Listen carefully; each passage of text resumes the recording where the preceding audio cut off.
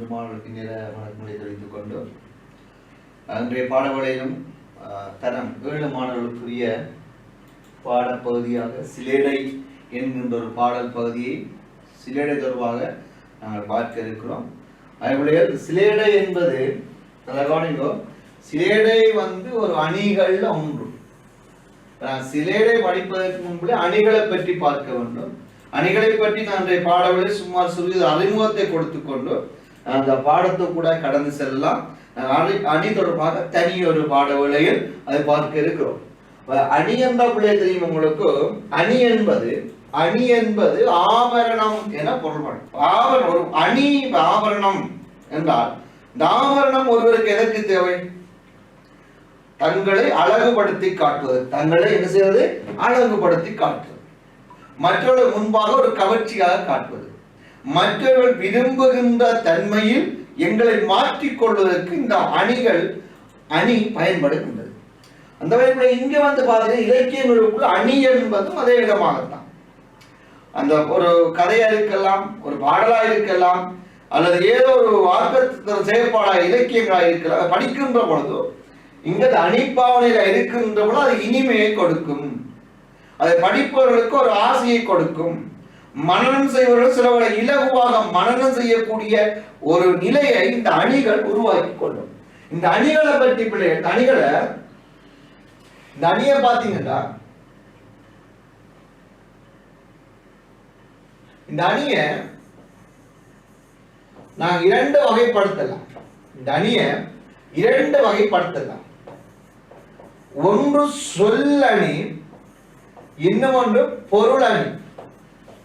சொல்லணி அடுத்தது பொருள் அணி என்று சொல்லி இந்த அணிகளை நாங்கள் 2 வகைப்படுத்தி பார்க்கலாம். இப்ப சொல்லணி என்று சொன்னால் அது எழுத்தும் சொல்லும் பற்றி வருவது, சொற்களை அடிப்படையாக கொண்டால் காணப்படும். பொருளணி என்று சொன்னால் பொருள் பற்றி வருவதுதான் பொருளணி. அப்ப அணி என்றால் தெரியும் ஆபரணம் என பொருள்படும். அணியின் பயன்பாடு தெரியும். அந்த அணியை 2 வகைப்படுத்தி பார்க்கலாம். ஒன்று சொல்லணி என்று சொல்லியும் அடுத்தது பொருள் அணி என்று சொல்லியும் 2 வகைப்படுத்தி நாங்கள் செய்யலாம் பார்க்கலாம். சொல்லணி என்ன தெரியும்? எழுத்தும் சொல்லும் பற்றி வருவதுதான் அது சொல்லணியாக கருதப்படுகிறது. அதே பொருளணி என்று சொன்னால் பொருள் பற்றி வருவது. அப்ப இங்க பாத்தீங்கன்னா சொல்லணிக்குள்ள பாத்தீங்கன்னா எதிரை, மோனை, சிலேடை எல்லாம் சொல்லணிக்கு வரப்போகுது. எதுகை அணி, மோனை அணி, சிலேடை அணியா எல்லாம் இருக்குது. பார்ப்போம். அப்ப எதுகை, மோனை, சிலேடை என்று பார்க்கலாம். எதுகை, மோனை, சிலேடை. பொருளணிக்குள்ள பார்த்தீங்கன்னா ஓமை அணி, உருவக அணி, தற்குறிப்பேட்டு அணி, உயர்நவிச்சி அணின்னு சொல்லி பொருளணிக்குள்ள நாங்கள் என்ன செய்யலாம் பார்க்கலாம். அதாவது இன்றைக்கு அணிகளை பற்றி முழுமையா பார்க்கவில்லை. அணிகளுடன் அறிமுகம் சொல்லியிருக்க அணியை 2 வகைப்படுத்தி பார்க்கலாம். சொல்லணி, பொருளணி என்று சொல்லி. சொல்லணி என்ன தெரியும்? எழுத்தும் சொல்லும் பற்றி வருவது. பொருளணி என்றால் பொருள் பற்றி வருவது பொருளணி எனப்படும். சொல்லணிக்குள்ள பார்க்கிறோம் எதிரை, சிலேடை, மோனை எல்லாம் சொல்லணிக்குள்ள வரும்னு சொல்லி. பொருளணிக்குள்ள பாத்தீங்கன்னா ஓமை அணி, உருவக அணி, தற்குறிப்பேட்டு அணி எல்லாம் பொருளணிக்குள்ள வரும்னு சொன்னாங்க. சில பார்க்கலாம். அந்த வகையில தான் உங்களுக்கு தரப்பட்டிருக்கிற சிலேடை பாருங்க. சிலேடை என்பது சொல் அணிகளில் ஒன்று. அப்ப சொன்ன சிலேடை பாருங்க சொல் அணிகளில் ஒன்று. சொல் அணியுடைய ஒரு வகையில் ஒன்று. பாருங்க சிலேடை என்றா 2 பொருள்பட கதைப்பது, 2 பொருள்பட பேசுவது, 2 பொருள்பட பாடுவது. அப்ப சில நல்ல உதாரணங்கள் சொல்லலாம். ஆனா இந்த நம்ம நேரில் படிக்கின்ற சந்தர்ப்பங்கள் அப்படி உதாரணங்களை பார்க்கலாம். நேரங்களை பாருங்க. சொல் அணி என்றால் ஒரு சொல் அல்லது சொற்றொடர். சொல் அல்லது சொற்றொடர் பாருங்க 2 பொருள் தரும் வகையில் பயன்படுத்தப்படுவதை குறிக்கும். சொல்லாக இருக்கலாம் அல்லது சொற்றொடராக இருக்கலாம். 2 பொருள்பட பாடுவது. சில வேளை 2ஐ விட கூடுதலாக வரலாம். பெரும்பாலும் சொல்லலாம் சொல்லல்ல சொற்றொடர் 2 பொருள் தரும் வகையில் பாடப்படுவது. சிலேடை அணி எனப்படும்.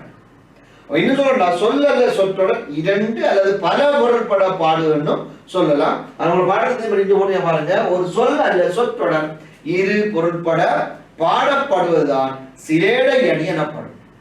ஒரு சொல் எடுத்தீங்கன்னா அங்க இரண்டு பொருள் இருக்கு அல்லது மூன்று பொருள் இருக்கலாம். சொல் ஒன்றுதான், ஆனா கருத்து வரையா இருக்கு. கருத்து அப்படியும் வேறதான் வேற வரையா இருக்கு. உதாரணத்துடைய பாத்தீங்கன்னா செவ்வாய் என்றால் பாருங்க, செவ்வாய் செவ்வாய் என்றால் என்னெல்லாம் பொருள்படும்? ஒரு சிவந்த வாய், சிவப்பு நிறமுடைய வாய், வாரத்தில் ஒரு நாள் எல்லாம் பொருள்படும். அது மாதிரி திங்கள் என்றால்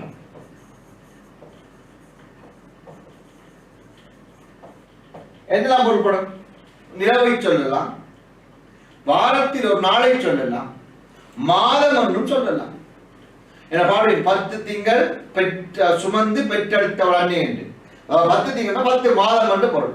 அப்ப திங்கள் சொன்னால் வாரத்தில் ஒரு நாள், வந்து நிலவை குறிக்கின்ற நிலவு சந்திரனை குறிக்கின்றது, அடுத்து மாதத்தை குறிக்கின்றது. அப்ப இப்படி அவர் பலகை பலகை பலகை இன்னொன்று பலகை மரத்தில், இப்படி பல உதாரணங்கள் பார்க்கலாம். நம்மளே இங்க பாத்தீங்கன்னா இதைத்தான் சொல்றது சொல் அல்லது சொற்றொடர் இரண்டு அல்ல பல பொருள்பட பாடப்படுவதுதான் சிலேடை. சொல் அல்ல சொற்றொடர் இரண்டு பொருள்பட இரு பொருள்பட பாடப்படுவது சிலேடை அணி எனப்படும். சிலேடை அணி எனப்படும். இப்ப அப்படிப்பட்ட சிலேடைகள் இயல்பு பாருங்க. சிலேடை இயல்பு பாத்தீங்கன்னா செவிக்கு இனிமையும் கருத்துக்கு சுவையும் தரக்கூடியதா அமைகிறது. அது சிலேடையை கேட்கின்ற பொழுது இனிமையா இருக்கு. எங்க இனிமையா இருக்கும் என்றால் உங்கள் செவிக்கு இனிமையை வழியா கேட்கலாம். நிறைய உதாரணங்கள் இருக்குன்னு சொன்னா உங்களுக்கு இனிமையா இருக்கும், ஆனா உங்களுக்கு தேவையில்லை, இப்ப சொல்ல வேண்டிய அவசியம் இல்லை. ஆனா அந்த உதாரணங்கள் பார்த்து நிறைய உதாரணங்கள் இருக்கு, கேட்டு சிரிக்கக்கூடிய உதாரணங்கள். சில அந்த உதாரணங்களை கேட்டு சில பேர் கோவப்படுறார்கள் இருப்பார்கள். அது இனிமையான உதாரணமாக இருக்கும். சில வேளை அதை பார்க்கின்ற பொழுது பெற்றோர் சில பேர் பிடிக்காமல் இருக்கலாம். அவை அப்படியாக அந்த காரணங்களால் உதாரணங்கள் சிலவற்றை உங்களுக்கு கூறவில்லை. ஆனா இங்கே பாருங்க, இந்த சிலேடை இயல்பு பார்த்தீங்கன்னா செவிக்கு இனிமையை கொடுக்கும், வழியா கேட்கலாம், கருத்து சுவை மிக்கதாக காணப்படும். இல்லைங்கானே அப்படியே உதாரணங்களை கேட்டால் எங்களுக்கு சிரிப்பு வரும். சில பேர் எந்தெந்த சார் இப்படி கதைக்கிறான்னு கூட யோசிக்கலாம். அப்படியான உதாரணங்கள் இருக்கின்றது சிலேடை. அது செவிக்கு இனிமையும் கருத்து சுவையை கொடுக்கக்கூடியதாக அது அமைகிறது, அது அமைந்திருக்கிறது. அப்படிப்பட்ட ஒரு சிலேடையில ஒரு பாடல் தான் இங்க உங்களுக்கு போடப்பட்டிருக்கிறது. பாருங்க, அம்மா வானை என்கிறாய், சொல்லிக் கொடுக்கிற பாருங்க. அம்மா வருதல் ஒரு பொருள், அம்மா வானை சத்தியம், அம்மா இப்படி இருவர், புத்தி இல்லாதவன் என்று நீ, புத்தி இல்லாதவன் என்று நீ பொன் சிரிப்பு கொள்கிறாய். புத்தி இல்லாதவன் என்பதால் புத்தி இல்லாதவன் ஆகின்றாய். பழங்கள் என்று சொன்னதும் பாலர் உள்ளம் சிரிக்கிறார், பழங்கள் பருகி நிற்பவர் பாவம் முகத்தை சுளிக்கிறார். படுக்கவா என கூறலும், படுக்கவா என கூறலும் படுக்க ஓடி வருகிறாய், படுக்கவா என முடிவிலே பரபரப்பாய் கேட்கிறாய். தாவரம் என்று நீ சாமியை தலைவணங்கி கேட்கிறாய், தாவரம் இந்த உலகினை தழைக்க வைத்து தழைக்குது. இங்க இந்த பாடலை பார்த்தீங்கன்னு சொன்னால் அதற்கு இரு பொருள் வர இங்க பாடப்பட்டுள்ளது. முதலாவது அம்மாவான்,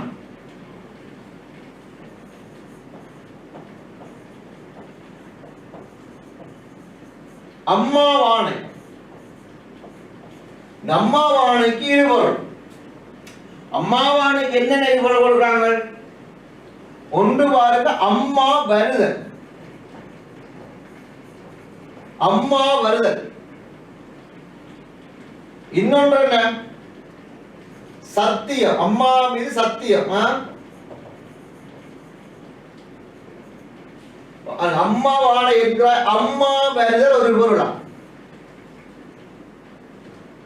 அம்மாவானை சத்தியம், அம்மா ஆணை, ஆணை சத்தியம், இப்படி இன்னும் ஒரு பொருள். அம்மாவானை என்ன?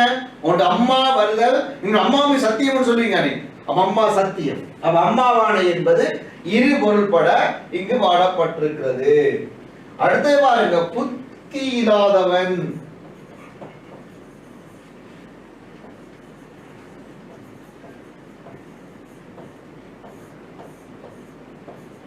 புத்தி இல்லாதவன் ஒன்று பாத்தீங்கன்னா புத்தியில் ஆதவன், புத்தியில் ஒன்று புத்தி இல்லாதவன், புத்தியில் ஆதவன், புத்தியில் ஆதவன். புத்தியில் ஆதவன்டா புத்தியில் உயர்ந்தவன், ஆதவன்டா சூரியன்.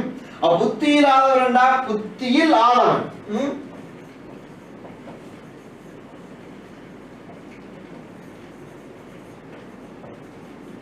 புத்தியில் ஆதவன். இன்னும் ஒன்று புத்தி இல்லாதவன், புத்தி இல்லாதவன்.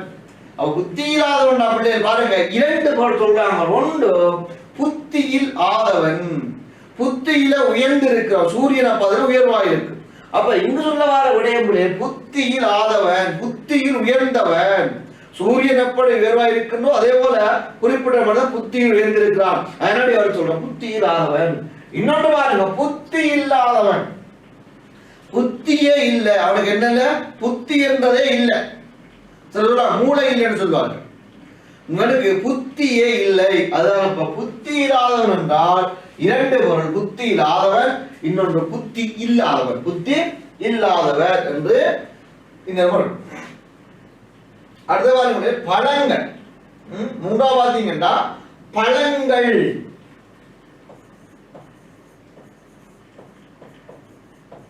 பழங்கள் இரண்டு பொருள், பழங்களுக்கும் இரண்டு பொருள். ஒன்று பாருங்க கனி, இன்னும் ஒன்று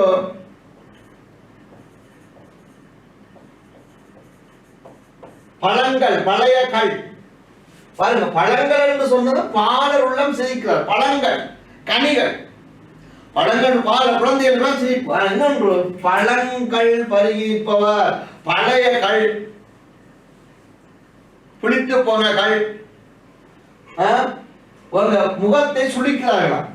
பழங்கள் கல் குடிக்கிறவங்க முகத்தை பார்த்து சுளிப்பாங்களாம். யாரை சிரிச்சு கொண்டு குடிப்பாங்களாம். குடிக்கின்ற பொழுது கண்ணை மூடி சாரிய வாயு இழிவொன்று இழித்து விடுவார்கள். பழங்கள் என்ற ஒன்று கனிகள், இன்னும் ஒன்று பழைய கல்.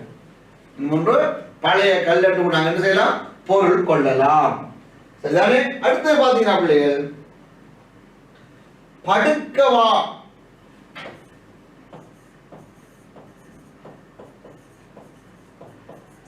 படுக்கவா, படுக்கவா என்று ஒன்று படுக்கவா என அழைக்கிறது, அழைக்கிறது. இன்னும் ஒன்று படுக்கவா என கேட்கிறது. படுக்கவா என அழைக்கிறது என்று கொள்கொள்ளலாம், இன்னொன்று படுக்கவா என கேட்கிறது என கொள்கொள்ளலாம். பாருங்க, படுக்கவா என கூறலும் படுக்க ஓடி வருகிறாய். படுக்க வா என முடிவிலே பரபரப்பாய் கேட்கிறாய். படுக்க வா. பெரும்பாலும் நீங்க படிச்சு கொண்டிருக்கிறீங்க. படிச்சு கொண்டிருக்கிற பொழுது உன் அம்மா இருக்கா, பிள்ளை வா படுப்ப மட்டும் கூப்பிடுறான், இது அழைக்கிறான். இன்னும் நீங்க படிச்சு கொண்டே அம்மாட்ட கூப்பிடுங்க, அம்மா படுக்கவா மாட்டு கேட்கு. நித்திர வந்துட்டு இந்த நேரம் கூப்பிட்டு அம்மா படுக்கவா, எது சரிங்க படுக்கவான்னு கேட்கிறீங்க. அம்மா கூப்பிடுற என்ன, மகள் வா படுப்போம்டா, இது படுக்க அழைக்கிறது. படுக்கவா என்பது ஒன்று படுக்கவா என அழைக்கிறன்னு பொருள் கொள்ளலாம், இன்னொரு படுக்கவா என கேட்கிறதா என்று செய்யறாங்க பொருள் கொள்ள முடியும், பொருள் கொள்ள முடியும். அடுத்த பாருங்க, தாவரம். அது என்னது? தாவரம்.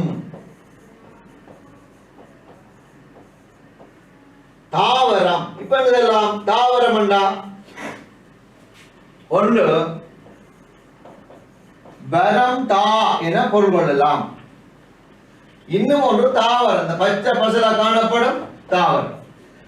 இல்லாட்டி தா வரம். என்ன சொல்ற தாவரம் ஒன்று போய் கோவில போய் எழுதுவாங்க, போயிட்டு கடவுளை போயிட்டு கடவுளை வரந்தா வரந்தா வரந்தான்னு கேட்கிறது.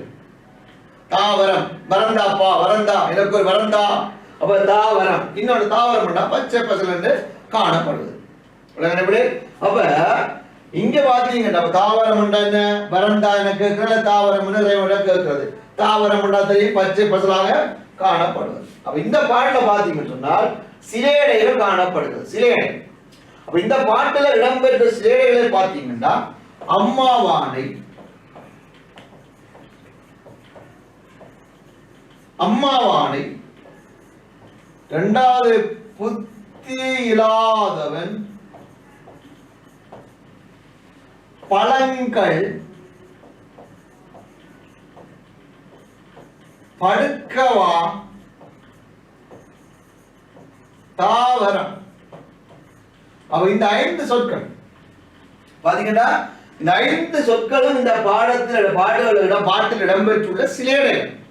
அப்ப இந்த 5 2 பொருள்பட நாங்க என்ன செய்ய முடியும், பார்க்க முடியும். இரு பொருள்பட என்ன செய்ய முடியும், பார்க்க முடியும்.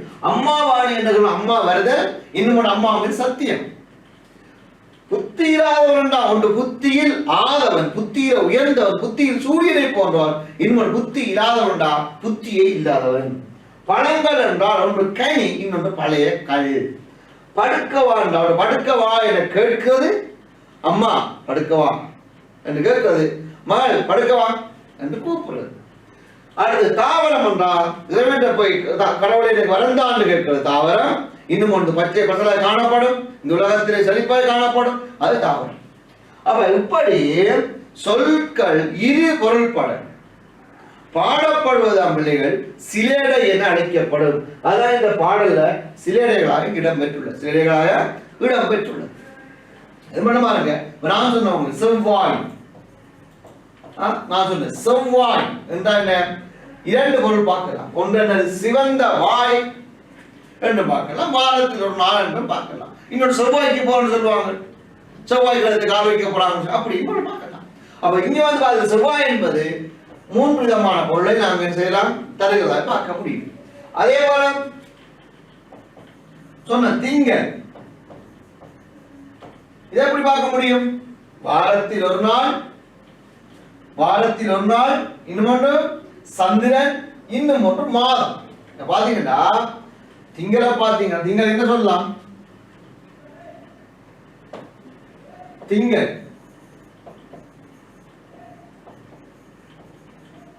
திங்களை பாத்தீங்கன்னா ஒன்று சொல்லலாம் என்ன, வாரத்தில் ஒரு நாள், வாரத்தில் ஒரு நாளை சொல்லலாம். இன்னும் ஒன்று நிலவை சொல்லலாம். இன்னும் ஒன்று மாதத்தை சொல்லலாம். அவ திங்கள் பார்த்தோம்னா வாரத்தில் ஒரு நாளை திங்கள் சொல்றோம், நிலவையும் கூட திங்கள் சொல்றோம். அடுத்தது மாதத்தை நாங்கள் திங்கள் அழைக்கிறோம். அப்ப இதுவும் என்ன பிள்ளைகள், இதுவும் சிலேடைதான். உடனே அதை என்ன சொன்ன, பலகை. பலகை என்ன ஒன்று, பல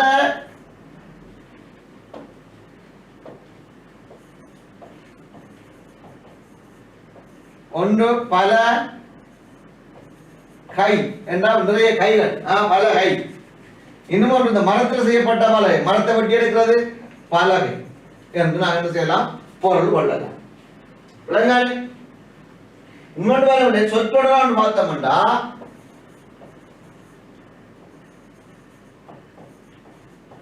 எலிமிச்சம். பாருங்க,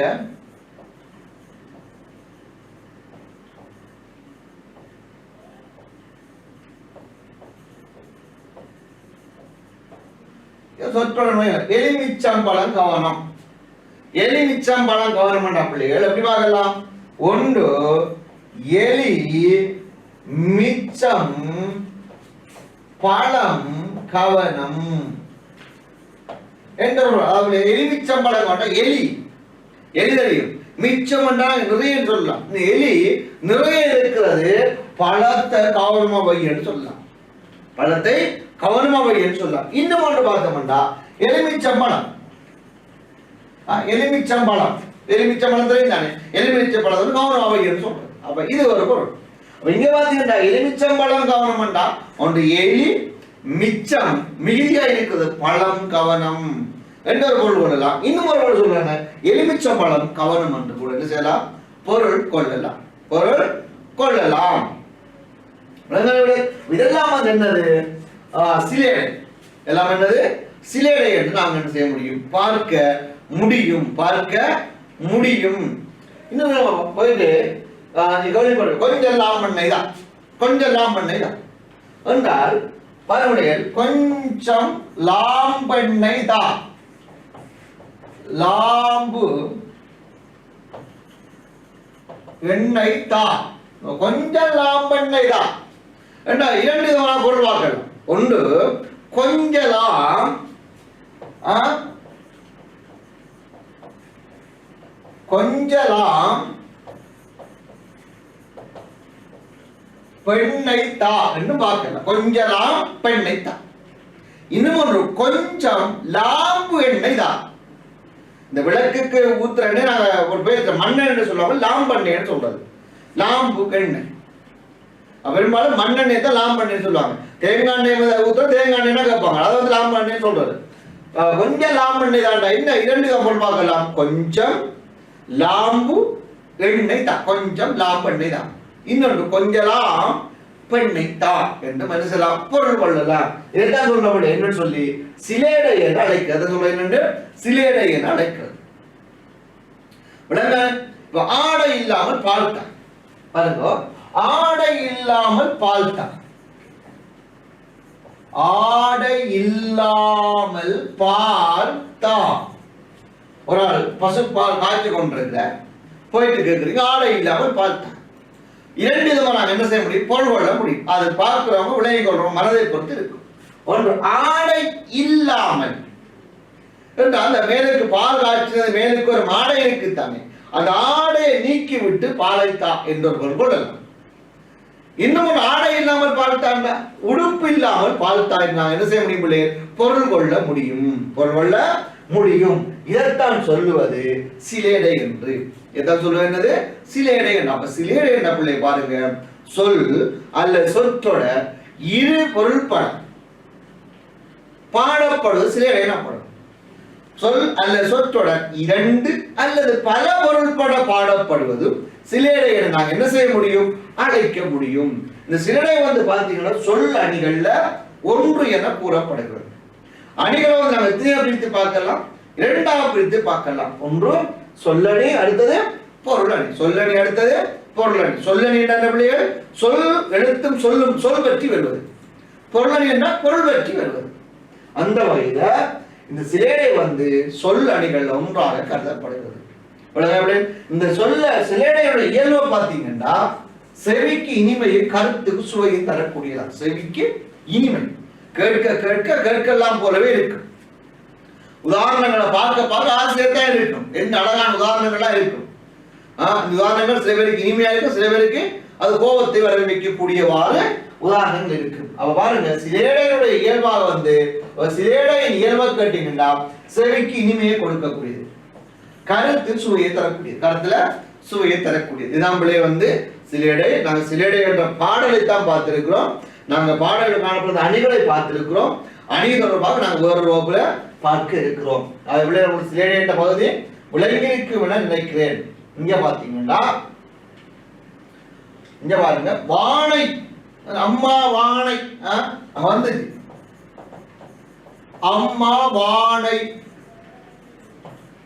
வானை என்ன பாருங்க, வாருங்கள், அம்மா வாருங்கள்.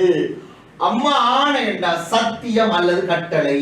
ஆணை என்றா சத்தியம் சொல்லலாம், கட்டளை என்றும் என்ன செய்யலாம் சொல்ல முடியும். ஆதவன் என்ன தெரியும், சூரியன், கதிரவன், வரமண்டா அருள், தலைக்கண்டா செழிக்கன்.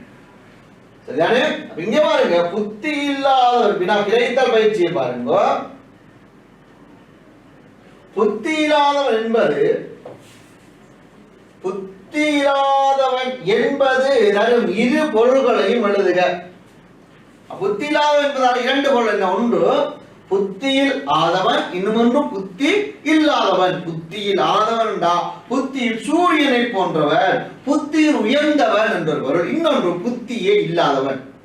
புத்தி இல்லாதவன் நம்மளே சொல்லுவாங்க, மொக்கன் சொல்லிடுவாங்க. ஒரு வார்த்தையில மொக்கன் சொல்லி அறிவே இல்லாதவன் சொல்லிடுவாங்க. சில பேர் மூளை இல்லாதவன் சொல்லிடுவார்கள்.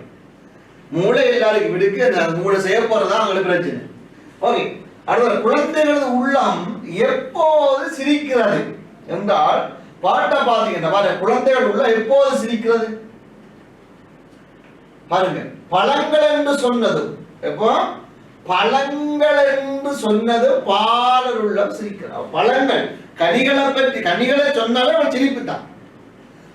ஒரேஞ்ச் இருக்கு, ஆப்பிள் இருக்கு சொன்னாலே, அவள் கிரேப்ஸ் இருக்குன்னு சொன்னாலே அப்படியே இருக்கணும், சிரிப்பு வந்துவிடும். பழங்கள் என்று சொன்னது தான் பாலர் என்ன சொல்லுவாரு குழந்தைகள் சொல்றாங்க. அடுத்தது நான் பாருங்க,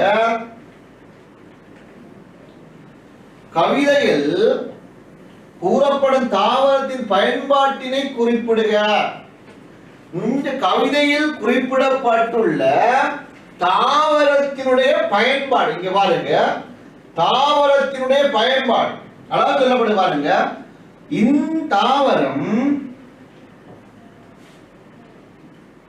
தாவரம் இந்த உலகினை தழைக்க வைத்து தழைக்கிறான். அதாவது இந்த உலகத்தினை செழிப்படைய வைக்கின்றது. இந்த உலகை செழிப்பாக வைத்து அதுவும் செழிப்பாக வளர்கிறது. எது? தாவரம் என்ன செய்கின்ற பிள்ளைகள்? இந்த உலகினை தழைக்க வைக்கிறது. தழைக்க செழிப்படைய வைக்கிறது. உலகம் காய்ந்து போகாமல் உலகமே செழிக்கத்தக்க வகையில தழைக்க வைத்து தானும் என்ன செய்கின்றது? தழைக்கிறது சொல்லப்படுகிறது. ரைட், அடுத்த பாருங்க.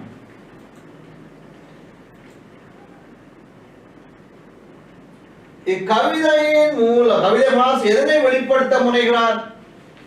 இந்த கவிதையின் மூலம் எதை சொல்ல வாரார்? அதை பார்த்து நான் என்ன சிலையை பற்றி சொல்ல வாரார். எப்படி சொல்ல வாரார்? சொல் அல்ல சொற்றொடர் இரு பொருள் தரும் வகையிலும் அமையலாம் என்பதுதான் சொல்ல வருது. ஒரு பொருளை மட்டும் நான் என்ன செய்யக்கூடாது, பார்க்க கூடாது. சொல்ல வார விடயம் என்ன? சொல் அல்ல சொற்றொடர் இரு பொருள் தரும் வகையிலும் அமையலாம் என்பதை சொல்ல வருகிறார். சொல் அல்ல சொற்றொடர் இரு பொருள் தரும் வகையிலும் அமையும் என்பதைத்தான் ஆசிரியர் சொல்ல முற்படுகிறார். அடுத்து பாருங்க, உமக்கு பிடித்த வரியை குறிப்பிட்டு காரணம் தருங்க. இந்த பாடல்ல உங்களுக்கு பிடித்த வரி என்ன? ஒரு வரி உங்களுக்கு பிடித்திருந்தா அதற்கான காரணம் என்ன? அவர் கேட்க உமக்கு பிடித்த வரி யாது? இரண்டாவது கேட்கிற அதற்கான காரணம் ஏன் பிடித்திருக்கு. அவர் பாருங்க, இரண்டு விதமான விடை எதிர்பார்க்கப்படுகிறது. ஒன்று என்ன? உமக்கு பிடித்த வரிகளை குறிப்பிட்டு எந்தெந்த வரி பிடிச்சோ அதெல்லாம் குறிப்பிடுங்க. இது ஒரு வினா. இரண்டாவது கேட்க போற அதற்கான காரணம் என்ன? அந்த வரியை பிடித்திருந்தால் அதற்கான காரணம் என்ன? தாவரம் இந்த உலகினை செழிக்க வைத்து தழைக்குது. பாருங்க, இந்த பாடல் வரி பாருங்க. இந்த வரி பிடிச்சிருக்கோம். தாவரம் இந்த உலகினை தழைக்க வைத்து தழைக்கிறது. இந்த வரி உங்களுக்கு பிடித்திருந்தா இது எழுதுவீங்க. தாவரம் இந்த உலகினை தழைக்க வைத்து தழைக்கிறது. ஏன் பிடித்திருக்கிறது? இது உங்களுக்கு பிடித்த வரி என்றால் இந்த வரி இப்ப ஏன் பிடித்திருக்குது உங்களுக்கு? ஏன் பிடித்திருக்கிறதா நீங்க என்ன சொல்லலாம்? ஏன் பிடித்திருக்கிறன்னு சொன்னால் தாவரமானது இந்த உலகத்தை என்ன செழிப்படைய வைப்பது. தாவரம் வளர்கின்ற போது, தாவரங்கள் நிறைய வளர்கின்ற பொழுது நடக்கின்றது, மலைவீழ்ச்சி எல்லாம் கிடைக்கின்றது. அப்ப இந்த உலகமும் செழிக்கின்றது, அதே நேரம் இந்த மரங்களும் செழிப்பாய் வளர்கின்றது. தாவரத்தினுடைய செயல் அல்லது தாவரத்தினுடைய பயன் அதிகமாய் காணப்படுகின்றபடியால் இந்த வரி பிடித்திருக்கின்றது. உங்களுக்கு ஏன் பிடித்திருக்கும்? அதாவது தாவரம் என் தாவரம் என்று நீ சாமியை தலைவனுக்கு கேட்கிறார். இப்ப தாவரமே வரி பிடிச்சிருக்கா இறைவனிடம் நான் அடிக்கடி இறைவனுக்கு ஒரு படிக்கின்ற வரத்தை தாங்கள் அல்ல உதவுகின்ற வரத்தை தாங்கள் என்று வரம் கேட்பதால் என்ன அந்த வரி எனக்கு பிடித்துள்ளது. உங்களுக்கு பிடித்த காரணம் எதுவோ அதை எழுதுங்க. அதான் இதை சொல்லுவாங்க விடைய பிள்ளைகள். விளங்கானே? ரைட். அடுத்த வாதிண்டா மொழித்திறம் செயற்பாடு பின்வரும் சொற்களை வைத்து இரு பொருள் தரும் வகையில் வாக்கியம் அமைக்க. வாக்கியம் அமைக்க சொல்லிக்காங்க. விளங்கானே? வாக்கியம் அமைக்க சொல்லிக்கா. உங்களுக்கு தெரியும் அம்மாவானே என்றா இரண்டு அம்மாவானே அம்மாவானே. அம்மா வருதல் ஒரு பொருள், அம்மாவை சத்தியம் அல்ல கட்டளை பொருள். படுக்கவான்னு கேட்கிற, இன்னொன்று படுக்கவான்னு கூப்பிடுறது. புத்தி இல்லாதவன்டா, புத்தி இல்லாதவன், இன்னொன்று புத்தியில் சூரியனை போன்றவன். தாவரம் மண்டா தெரியும், இந்த பச்சை பிள்ளை காணப்படுது. தாவரம் மண்டா, தா வரம் மட்டும் கேட்கிறது. இதை வைத்துக் கொண்டு வாக்கியம் உங்களை அமைக்க சொல்லியிருக்காங்க. நீங்க அதை செயல்பீங்கன்னு நான் நினைக்கிறேன். அதோட விளைய பாருங்க, இதை தவிர நீங்க என்ன செய்யுங்க, இங்க குழு இல்ல, இது பொருள் தரும் வகையில் வரும் சொற்களை நீங்கள் தேடி பிடிங்க. 2 அர்த்தம் தருகின்ற சொற்களை நீங்கள் தேடி ஆராய்ந்து மற்றவங்க கேட்டு ஒரு 20-30 பட்டியல் படுத்தி கொள்ளுங்கள். அது உங்களுக்கு பிரயோசனமா இருக்கும். ஆகவே இந்த பாட வேளையில் நாங்கள் சிலடை தொடர்பா பார்த்திருக்கிறோம். சிலடை நமக்கு தெரியும், சொல்லட சொற்றொட இரு பொருள் தர பாடப்படுவது சிலடை எனப்படும். இன்னும் தெளிவா சொல்லலாம், சொல் அல்ல சொற்றொடர் 2 அல்லது பல பொருள் பாடப்படுவதற்கு கூட நாங்கள் என்ன செய்யலாம், சொல்ல முடியும். அதனால அப்ப சிலடை பாருங்க, சொல் அணிகள்ல 1. அணியோ 2ஆ பிரிச்சு தெரியும், சொல்லணி பொருளணி. சொல்லணி தெரியும் எதுகை மோனை, சிலடை எல்லாம் வருமன் சொன்னோம். பொருளணி தெரியும் உவமை அணி உருவகாணி தற்குறிப்பேற்ற அணி அப்படி வருமன் சொல்லி தெரியும். இங்க இந்த சிலடை என்பது சொல் அணிகள்ல 1. சிலடை இயல்பு தெரியும், செவிக்கு இனிமையும் கருத்துக்கு சுவையும் உடையது. கருத்துக்கு சுவையும் தரக்கூடிய சொல்லி நாங்கள் பார்த்திருக்கோம் பிள்ளைகள். அவன் அடுத்த பாடவேளையில் பெரும்பாலும் நாங்கள் அணி பற்றி தனியாக படிக்க இருக்கிறோம். அவை அடுத்த பாடவேளையில் உங்களை சந்திக்கும் வரை உங்களிடம் விடைபெறுகிறேன்.